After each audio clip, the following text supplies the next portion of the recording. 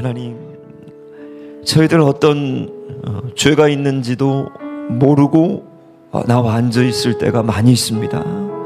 어쩌면 하나님 경멸하시고 가증히 여기시는 상태로 그렇게 아무렇지 않은 듯 예배를 드리고 있는지도 잘 모르겠습니다. 하나님, 우리를 불쌍히 여기시고 오늘 우리의 마음을 하나님께서 밝은 빛으로 비춰주실 때에 우리의 허물들을 보는 그 예배가 되게 하시고 주님께로 돌이키는 예배가 될 때 하나님께서 오늘 이곳에 찾아오셔서 우리 이마에 인을 치시고 구원하시는 그 예배 되게 하여 주시옵소서.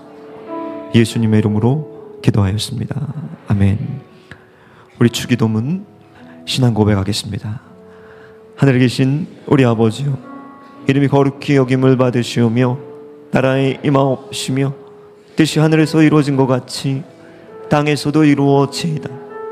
오늘 우리에게 일용할 양식을 주옵시고 우리가 우리에게 죄 지은 자를 사하여 준 것 같이 우리의 죄를 사하여 주옵시고 우리를 시험에 들게 하지 마옵시고 다만 악에서 구하옵소서. 나라와 권세와 영광이 아버지께 영원히 있사옵나이다. 아멘. 에스겔서 9장 1절에서 6절 교독하신 후에 6절은 우리 같이 읽겠습니다. 에스겔 9장 1절에서 6절까지 교독하겠습니다. 제가 먼저 읽습니다. 또 그가 큰 소리로 내기 위해 외쳐 이르시되 이 성읍을 관할하는 자들이 각기 죽이는 무기를 손에 들고 나오게 하라 하시더라.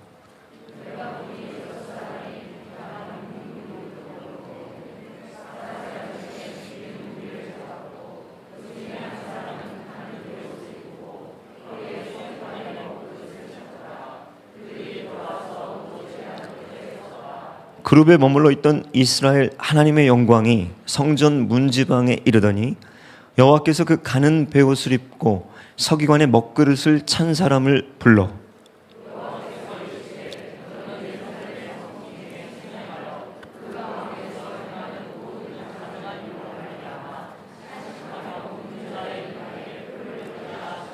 그들에 대하여 내 귀에 이르시되 너희는 그를 따라 성읍 중에 다니며 불쌍히 여기지 말고 공유를 베풀지 말고 쳐서 늙은 자와 젊은 자와 처녀와 어린이와 여자를 다 죽이되 이마에 표 있는 자에게는 가까이 하지 말라. 내 성소에서 시작할지니라 하시매 그들이 성전 앞에 있는 늙은 자들로부터 시작하더라. 아멘. 여러분들 그 이스라엘과 이란 전쟁이 지금 미국의 개입으로 잠시 이제 휴전됐습니다. 저희들이 기도하고 하나님 앞에 간절히 지금 간구해야 될 것 같습니다. 이번 이 전쟁을 보면서 제 눈에 들어왔던 아주 특별한 것이 무엇이었냐면 그 이스라엘의 첩보기관인 모사드였습니다.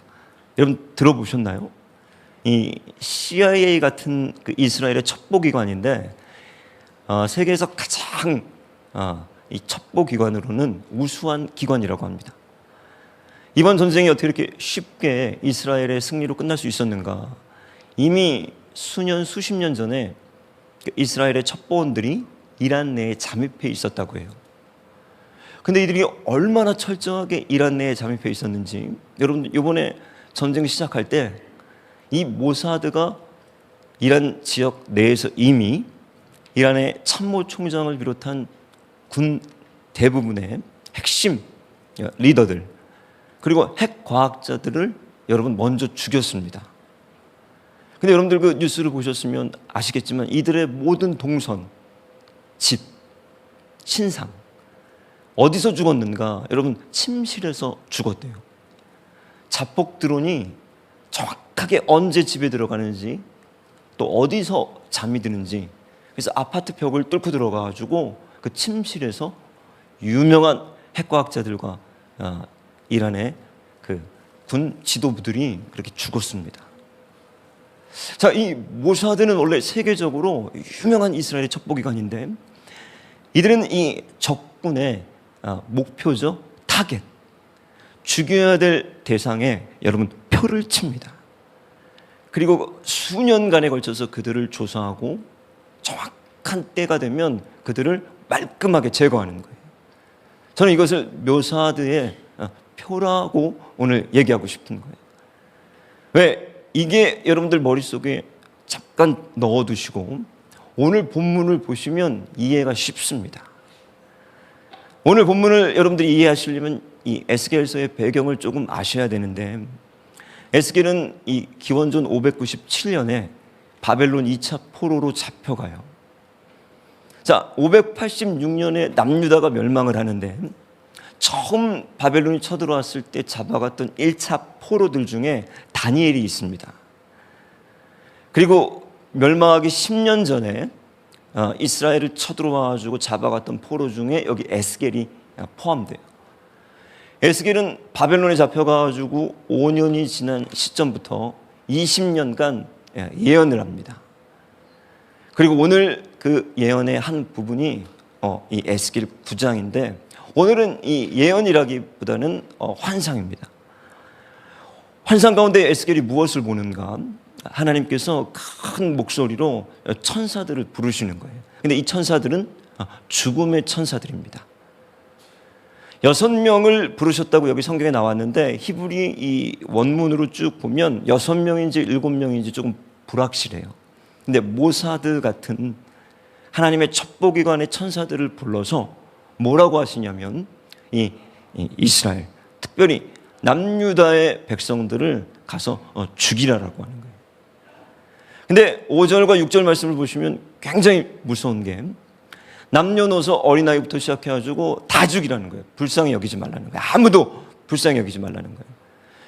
그리고 어디서부터? 성전에서부터 늙은 자들, 장로들부터 죽이라. 그러니까 저 같은 목회자들부터 먼저 죽이라고 하나님이 명령하십니다. 그들은 천사들로서 손에 영적인 무기들을 가지고 이 일을 하러 나가는데, 오늘 그 천사 중에 한 명을 하나님이 부르셔서 이 죽이기 직전에 뭘 명령하시냐면, 가는 이 서기관들이 입는 베옷과 같은 옷을 입은 이 천사에게, 이 천사가 먹그릇을 찾는데, 이게 영어로 잉크예요.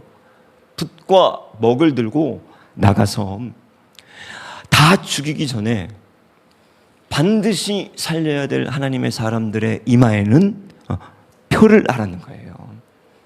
자, 이마에다가 뭐를 하라고 하냐면, 원래 정확하게 번역하면 히브리어 알파벳의 마지막인 타우라는 게 있습니다. A, B, C, D 이렇게 알렙, 벳 이렇게 히브리어 알파벳 순서가 구성이 되는데, 마지막 타우 표를 구원해야 될 사람의 이마에 치라는 거예요. 그리고 오늘 이 심판의 천사들이 나가기 직전에 이 명령을 받은 천사가 와가지고 하나님 앞에 제가 명령하신 대로 다 인을 쳤습니다. 그게 오늘 9장입니다. 그리고 586년에 이 예언이 성취되는데 유다 전체가 다 도륙당하는 거예요. 그때 아이벤 여자들부터 시작해가지고 왕부터 모든 제사장들과 선지자들이 싸그리 전쟁에서 죽어나갑니다. 그때 몇 사람이 살아요? 누가 살죠? 에레미야가 삽니다, 여러분. 예레미야 35장을 보면 레갑 족속들도 살아요. 또 누가 사냐? 예레미야가 붙들렸을 때, 진창에 내려갔을 때 하나님을 경외하는 에디오피아 사람 에벳멜렉이 이 예레미야를 건져주는데, 이런 사람들이 이마에 하나님의 표를 받은 사람인 거예요. 자, 근데 이 표는 뭐냐? 우리 눈에 안 보인다는 거예요. 안 보인다는 거예요. 우리 눈에는 볼 수가 없는 영적인 표입니다. 그러니까 지금 무서운 게, 우리가 지금 예배를 드리고 있는데 저도 안 보여요. 근데 누구의 머리 이마에는 하나님의 인이 있어요. 지금 없는 사람이 더 많아요. 아니, 대부분 없는데 몇 사람이 이마에 지금 표를 받고 있는 거예요. 예전에 이 미국에서 어떤 소설이 발간됐냐면 Left Behind라는 소설이 있습니다. 이게 미국뿐만 아니라 전 세계에서 6,700만 부 이상 팔린 베스트셀러예요. 이게 영화로도 나왔습니다. 아니, 안 읽어보셨죠? 모르시나요?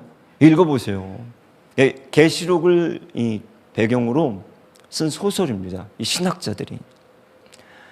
근데 이 소설을 딱 읽으면요, 이게 손에 못 내려놓고 계속 보게 돼요. 너무 재밌어요. 두렵고. 이 소설의 내용이 어떻게 시작하냐면, 시카고에서 이제 날아가는 그 보잉 747, 이 비행기에서 갑자기 사람들이 사라지는 거예요. 대서양 한중, 여러분, 북판에서 사람들이 사라집니다. 휴거가 일어난 거예요. 아침에 일어났더니 아내가 없습니다. 옷자락만 있고 애들도 없어져 버렸고, 택시기사, 버스기사들이 운전을 하고 하다가 사라져 버리고, 공중에서 휴거당하는 일들이 벌어지는 거예요. 그리고 이제 left behind가 남아있는 자들이라는 뜻입니다. 근데 제가 이 소설을 쭉 읽어가는데 굉장히 충격적이었던 그 장면이 어느 장면이었냐면, 버려진 자들이죠. 이제 이 이마에 하나님의 표가 없는, 구원받지 못한 휴거 때 버려진 자들의 얘기입니다. 그러니까 버려진 자들이 여러분 오늘 우리처럼 이렇게 교회에 와요. 교인들이에요. 와봤더니 목사도 있어요. 휴거되지 못한 거예요. 설마 이 일이 일어날까? 설마. 그리고 버려진 자들이 이제 살아가는 이야기들이 이 소설에 등장하는데, 오늘 이 모사드와의 차이점은 뭐냐면, 모사드는 죽일 사람들을 막 표를 하는데, 오늘 본문은 더 무섭습니다. 다 죽이는데 살릴 몇 사람의 이마에 표를 하라는 거예요. 자, 몇 사람을 타겟으로 죽이는 이스라엘의 모사드와는 달리 남녀노소 모두를 죽이려는 거예요. 하나님이 전혀 천사들에게 불쌍히 여기지 말고, 근데 살릴 사람들은 이마에다가 표를 해라 하는 거예요. 자, 오늘 본문은 여러분들 우리에게는 굉장히 친숙한 성경의 교훈입니다. 여러분들 출애굽 당시에 이스라엘 백성들이 출애굽을 할 때, 우리가 잘 아는 마지막 10번째 재앙 때 이들이 양을 잡아가지고 어떻게 합니까? 문설주하고 인방에 그 양의 피를 발라야 돼요. 그때 패스오버라고 하죠. 6월절. 이 6월 넘어갔다는 거예요. 이 죽음의 천사들이 똑같습니다. 죽이로 들어가다가, 장자를 죽이로 들어가다가 피를 바른 집은 넘어가는 거예요. 이게 표식입니다. 표식. 상관없어요. 유대인이든 헬라인이든 애굽인이든 배웠든 못 배웠든 양의 피가 발라져 있는가 안 발라져 있는가, 이 문제예요, 여러분. 아무리 이 바로의 이 신하였어도 여호와 하나님을 경외하고 그 말씀을 믿어서 양의 피를 바른 사람들은 살았고, 그 양의 피를 바르지 않은 사람들은 모두 죽음의 천사가 들어가가지고 이제 잔인하게 죽입니다. 자, 오늘 이 에스겔 선지자뿐만 아니라 여러분, 우리가 마지막 때 요한계시록을 보면 아주 익숙한 장면들이 이제 등장하는데, 사도 요한이 이게 기원전 586년에 일어났던 일이 아니라 이제 마지막 종말의 때에 이 일이 또 일어나는데, 그때는 하나님의 인이라고 해요. 같은 겁니다. 여러분, 계시록 14장 1절 제가 잠깐 읽어드리면, 내가 또 보니 보라, 어린 양이 시온산에 섰고 그와 함께 14만 4천이 서 있는데, 그들의 이마에는 어린 양의 이름과 그 아버지의 이름을 쓴 것이 있더라. 에스겔은 이 타우라는 마크, 이게 십자가와 비슷한 마크인데, 그 마크를 한 사람들은 살리는 거예요. 마지막 종말의 때에 이제 하나님께서 구원하실 사람들의 이마에는 어린 양의 이름과 아버지의 이름이 적혀 있는데, 이 이름 모르는 거예요, 여러분. 그리고 동일합니다. 누가 그 표를, 인을 지금 받았는지는 모르는 거예요. 여러분, 이마 한번 만져보세요. 지금 있나 없나. 저는 자다가 무서워서 내 이마를 붙들고 일어난 적이 있어요. 내가 목사인데 얼마든지 버려줄 수 있는 거예요. 이마에 인이 없이 인침받은 설교를 할 수 있는 거예요, 여러분. 내가 아무리 교회를 오래 들락날락 해도 전혀 하나님의 인을 받지 못한 사람들이 대다수라는 거예요. 근데 무서운 게 있습니다. 계시록 13장에 짐승의 표가 나오는데 이 적그리스도도 자기의 사람들의 이마에 표를 해요. 하나님만 하시는 게 아니라. 자, 계시록 13장 16 제가 잘 읽어드리면, 그가 모든 자 곧 작은 자나 큰 자나 부자나 가난한 자나 자유인이나 종들에게 그 오른손이나 이마에 짐승의 표를 받게 한다는 거예요. 자, 이 표라고 하는 이 이마에 친 것은 여러분 어떤 의미냐면 소유의 개념입니다. 소유. 예전에 우리나라 드라마 중에 추노라는 드라마가 있었어요. 이건 이 조선시대에 도망갔던 노비들을 잡으러 다니면서 현상금을 벌었던 추노꾼들을 배경으로 한 이 드라마입니다. 실제로 이 조선시대 경국대전이나 연산군 시대의 기록들을 보면 노비들이 도망갔을 때 그 드라마에서 굉장히 인상적인 장면이 있었는데, 이 도망간 노비들의 이마 그리고 여기 몸에다가 이 인을 지집니다. 노비자의 노자를 이마나 여기, 여자는 이 가슴 같은데 인으로 지지는 거예요. 그러니까 실제 연산군 당시에 이런 기록들이 있습니다. 노비에게. 고대 근동에서 이 노비는 소유물이었는데 여기 이마에 표, 인을 쳤다는 건 첫 번째 어떤 의미냐면 내 거라는 거예요. 내 소유라는 거예요. 자, 하나님께서 이 유다와 이스라엘을 멸망시키시기 전에 누구에게 지금 이마에 표를 치는가? 내 소유물들에게 치는, 내 거에게 치는 거예요, 여러분. 여러분 누구 겁니까? 여러분 누구 거예요? 아멘 한다고 되는 게 아니에요. 바울은 이 흔적, 표를 뭐라고 했는가? 여러분들이 잘 아는 바울의 말씀이 있는데, 내 몸에 뭐라고 그러죠? 예수의 뭐가 있다고 그러죠? 스티그마가 있다고 그랬어요. 스티그마. 이게 뭐예요? 내 몸에 예수의 흔적이 있다. 흔적이. 나는 몸에 예수의 표가 있다. 근데 이 스티그마가 뭐죠? 바울이 그 앞에 보면은 고린도 교회에 무슨 얘기를 하고 있냐면, 내가 40에 한 대 감한 태장을 3번이나 맞고, 또 뭐라고 그럽니까?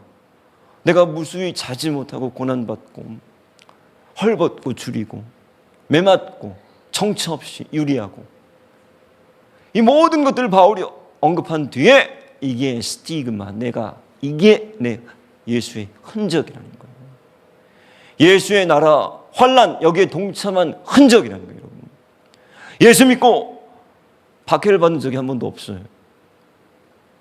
예수 믿고 그리스도의 복음 때문에 멸시와 천대받은 적이 없어요. 흔적이 없는 거예요. 예수의 게 아닌 거예요. 가장 확실한 증거 중에 하나가 뭐냐면 고난입니다. 여러분, 순교예요. 스티그마, 흔적. 자, 지금 누구의 이마에 표를 치는가? 첫 번째는 그 표는 소유라고 했죠. 두 번째 중요한 이 인치는 표의 개념이 있습니다. 누구에게 표를 치는가? 내 소유에게 치는 것이고, 두 번째는 진짜에게 치는 겁니다. 인증. 여러분 예전에 그 KS 마크 기억하시죠? 국가가 주는 마크입니다. 인증 마크. 여러분이 명품을 사면 그 명품에 인증서가 있어요. 근데 요새는 이것도 복사를 해가지고, 여러분 이제 어떻게 하냐 이렇게 봤더니 칩을 심어가지고 칩에 모든 일렬 번호부터 데이터를 넣어가지고, 여러분들이 어떤 명품백을 사면 그 명품백이 제조된 날짜부터 시작해가지고 모든 데이터가 다 들어가 있는 거예요. 왜? 너무나도 위조품이 많으니까. 제가 예전에 한번 이 설교 때 이 얘기, 재밌는 얘기를 한 적이 있는데, 제가 처음 결혼을 해가지고 저희 아내랑 어느 날 이제 둘이 아이 생기기 전에, 이제 20대 때 우리 일탈을 한번 하자. 일탈을. 응? 우리 오늘 한번 망가지자. 그러니까 둘이 단단히 각오를 하고 둘이 어딜 가기로 했냐? 명동 그 새벽시장 가기로 한 거예요. 동대문하고 명동. 그때는 이제 그 새벽시장이 엄청 화려하잖아요.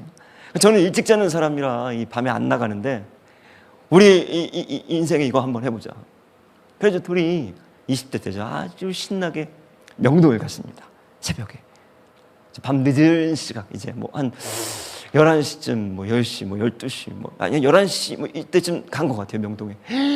기대와 역시 어마어마 이거 뭐 대낮입니다. 대낮 명동이 뭐 코로나 훨씬 전이죠. 거기 막 사람이 막 기차가지고 막 관광객들부터 시작해가지고 발 디딜 틈이 없어요. 막 10시 11시 명동이 길거리에서 막 떡볶이도 먹고 맛있는 거 먹고 막 둘이 쇼핑을 하는데 딱 뭐가 들어왔냐면 가판대가 쫙 펼쳐졌는데 가판대 가서 보니까 모든 가품들이 다 있어요. 거기 보니까 루이비통, 샤넬, 구찌, 프라다 뭐 말할 것도 뭐 어마어마한 지갑, 백, 벨트, 파우치.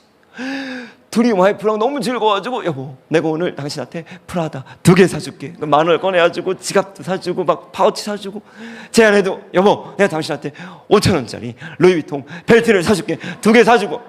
여러분 이게 거짓말과 같은 일이 벌어졌는데 정확하게 기억이 납니다. 제가 코치라는 그 브랜드의 파우치 2개를 사가지고 10,000원을 딱 건네는데 그 돈을 딱 그 아저씨가 가판대에서 주인이 봤는데 그 주인 팔목에 수갑이 탁 채워지는 거예요.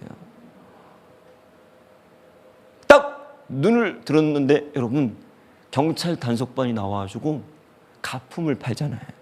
단속반이 나오는 거예요. 저는 제 손에 채운 줄 알았어요. 여러분 얼마나 내가 놀랐겠어요. 28, 29에 대표적이 어땠는지 알아요? 내 손에 찬 나 이제 감옥 갔구나. 근데 그분들은 신경도 안 써요. 나는 신경도 안 쓰고. 근데 제가 그때 깜짝 놀랐던 게 뭐냐면 한 100m가 뭐예요? 거기 쫙 펼쳐져 있던 그 명동의 그 뭐죠? 이 리어커에서 팔고 있던 사람들이요 30초도 안 된 시간 동안 덮고 다 사라졌어요. 딱 수갑 채우는 순간 바퀴벌레들처럼 촥 다 사라졌어요.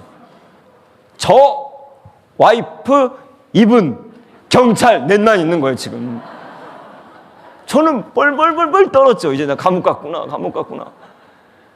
이 경찰은 쳐다도 안 봐요. 우리를 쳐다도 안 봐. 그분 데리고 가는 거예요. 다시는 내가 명동에 안 갔습니다. 죽을 때까지. 여러분 이미테이션 보지도 않아요.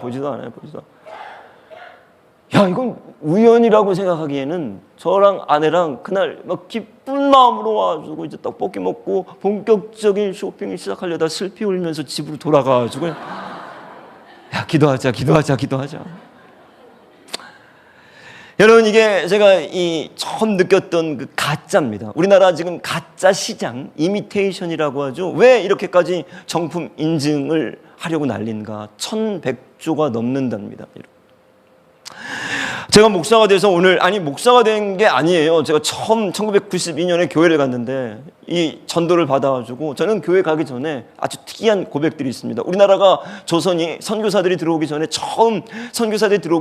먼저 성경이 들어왔던 유일한 민족이에요. 먼저 중국에 있던 선교사들이 우리나라 복음서를 한글로 번역해가지고 먼저 선교사들보다 성경이 먼저 들어와 있었습니다. 저는 교회 다니기 전에 먼저 복음을 듣고 교회 다니기 전에 먼저 성경을 내가 사서 먼저 내가 믿어보기 위해서 성경을 읽다가 가르쳐주는 자가 없고 지도하는 자가 없으니 에티오피아 내시처럼 이거 도대체 내가 하나님의 말씀을 어찌 깨달을 수 있을까? 그리고 목마르고 방황하다가 마침 반에 교회 다니는 친구가 하나 있는 거예요. 모태신앙이. 나를 제발 좀 전도해달라. 얘는 관심이 없어요. 이게 여러분들 우리 얘기라니까요.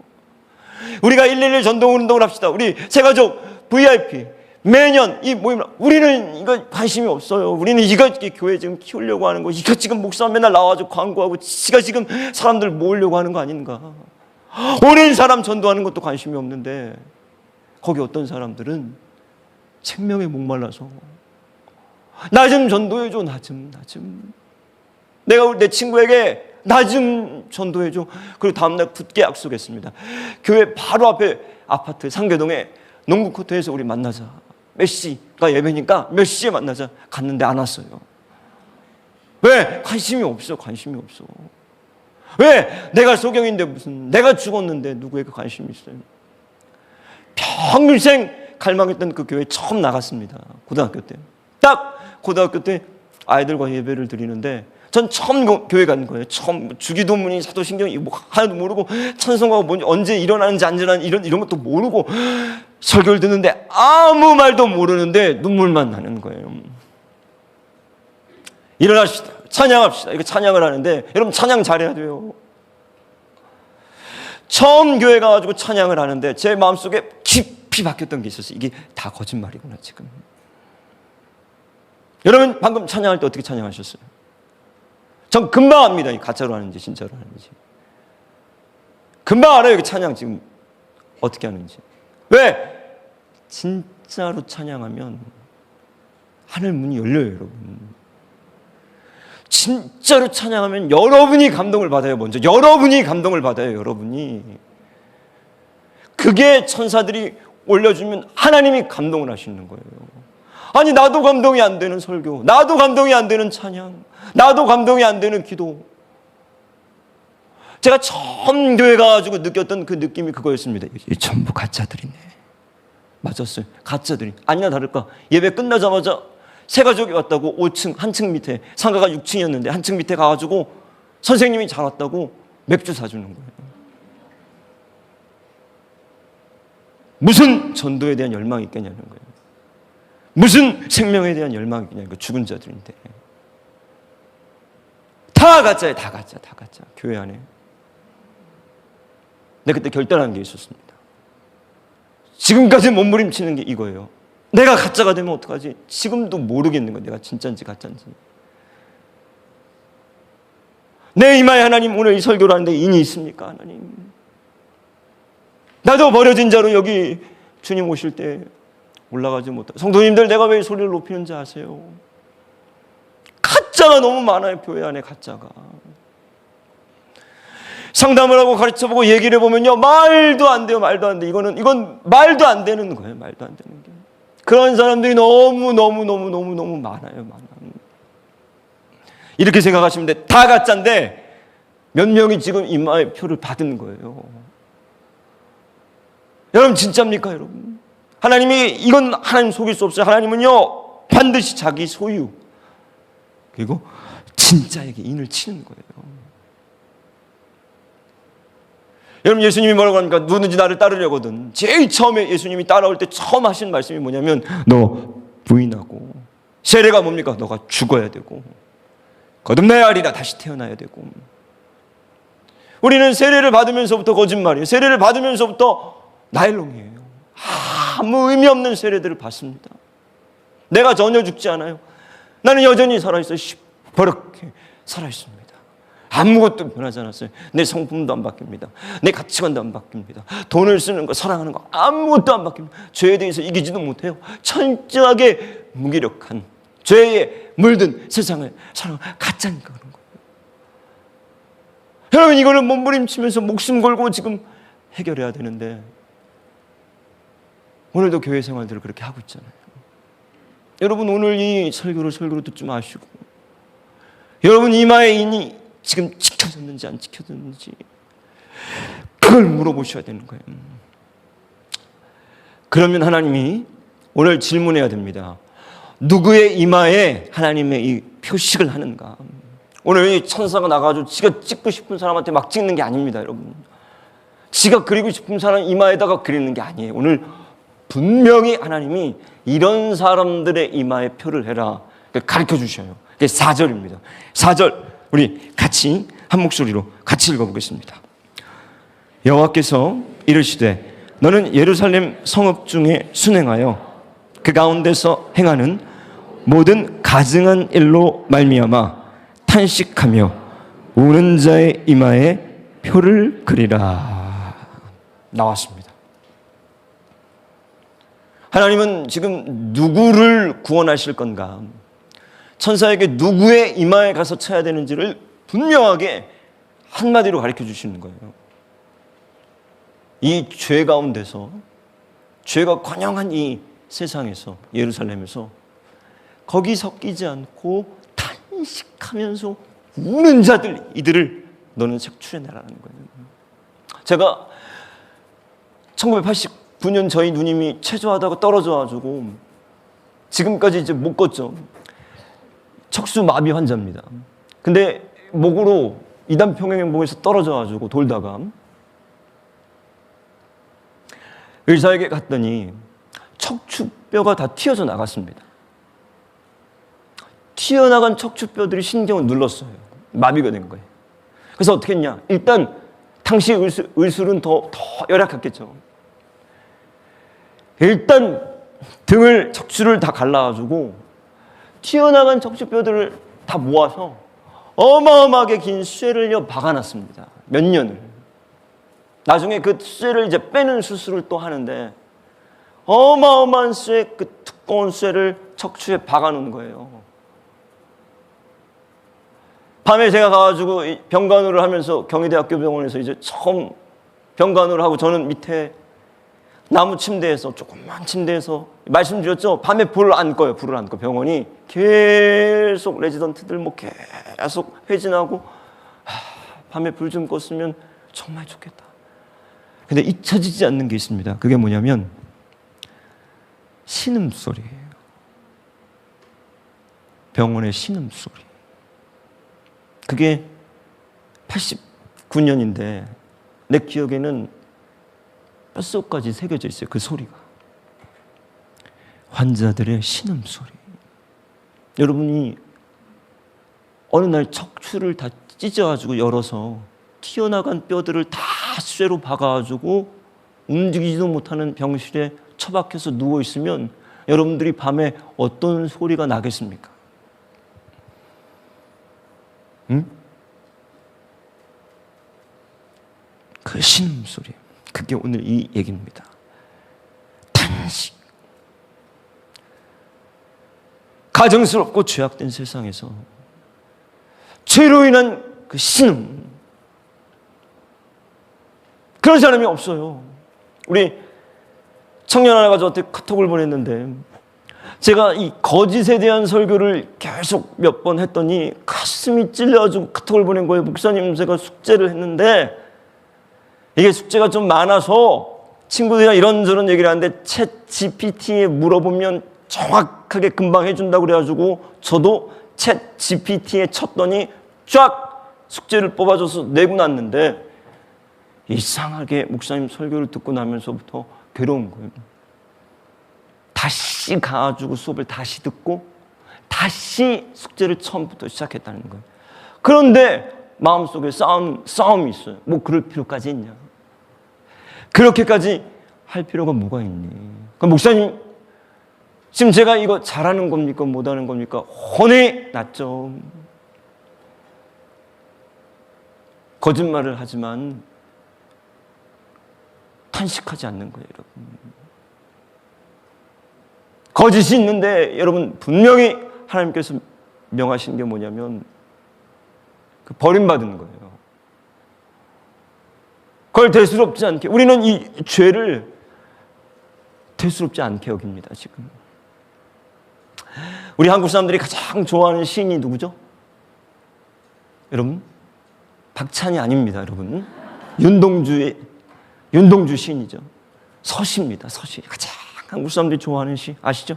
저도 중학교 때 이 시를 읽고 뭐예요? 죽는 날, 그 죽는 날까지 하늘을 우러러 한점 부끄러움이 없기를 뭐예요? 잎새 있는 바람에도 나는 괴로워했다. 윤동주 시인은 27살에 죽었죠. 밝혀진 바에 의하면 일본의 생체 실험, 아마 분명히 그 마루타로서 그 실험 대상으로 젊은 나이에 어찌 보면 총과 칼을 들고 광복군처럼 싸우지 않았지만 펜을 들고 젊은이가 마지막 목숨을 나라를 위해 드리면서 순국한 이 젊은이의 내면에 뭐가 있냐면 윤동주 시인의 정서, 여기에 대한 논문들도 있는데 부끄러움, 탄식, 슬픔, 이런 거예요. 여러분, 윤동주 시인의 시 중에 팔복이라는 시가 있어서 제가 깜짝 놀랐습니다. 팔복. 팔복이 뭐죠? 마음이 심령이 가난한 자는 복이 있나니 천국이 저희 것이며 애통하는 자는 복이 있나니 저희가 위로를 받을 것이며, 이 8개가지가 나오는데 윤동주 시인의 팔복을 보고 제가 깜짝 제목이 눈에 들어와가지고 그 팔복을 봤는데 팔복에 윤동주 시인의 팔복이 이렇습니다. 들어보세요. 슬퍼하는 자는 복이 있나니, 슬퍼하는 자는 복이 있나니, 슬퍼하는 자는 복이 있나니, 슬퍼하는 자는 복이 있나니. 이게 8번 나와요. 슬퍼하는 자는 복이 있나니, 슬퍼하는 자는 복이 있나니 8번 하고, 저희가 영원히 슬플 것이요. 뭐예요? 예수님은 이렇게 얘기 안 하셨잖아요. 애통하는 자는 복이 있나니. 너희가 뭐예요? 위로를 받을 것이며. 윤동주 시인은 다르게 썼어요. 슬퍼하는 자는 복이 있나니 저희가 영원히 슬퍼할 것이요. 윤동주 시인의 원고가 있습니다. 이 시의 원고, 진짜 썼던 그 자필 원고에 보시면 원래 처음에 뭐라고 썼냐면, 슬퍼하는 자는 복이 있나니 저희가 오래 슬플 것이요, 이렇게 썼다가 오래의 밑줄을 긋고, 줄을 긋고 영원히로 바꾼 거예요.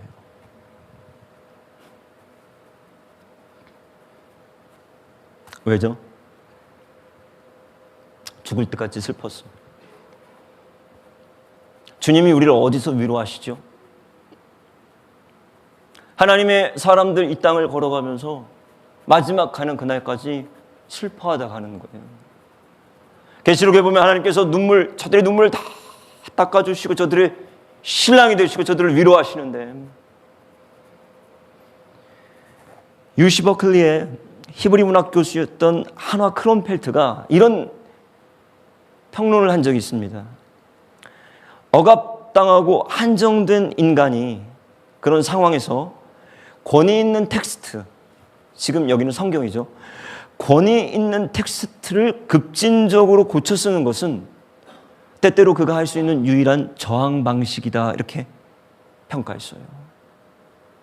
억압당하고 스스로는 아무것도 할 수 없는 이 시인이 유일하게 할 수 있는 저항, 윤동주의 저항이 뭐냐면, 권위 있는, 누구나 다 알고 있는 하나님의 말씀 그 텍스트를 가지고 고쳐 쓰는 것인데, 위로가 아니라 영원히 슬퍼할 것이요.